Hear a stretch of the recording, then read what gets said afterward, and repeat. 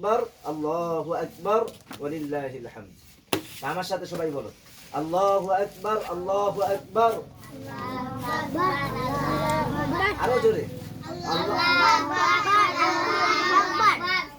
আমি বলি আমার সাথে বলবে আল্লাহু আকবার আল্লাহু আকবার লা ইলাহা ইল্লাল্লাহ আল্লাহু আকবার আল্লাহু আকবার ওয়ালিল্লাহিল হামদ ওয়ালিল্লাহিল ওয়ালিল্লাহিল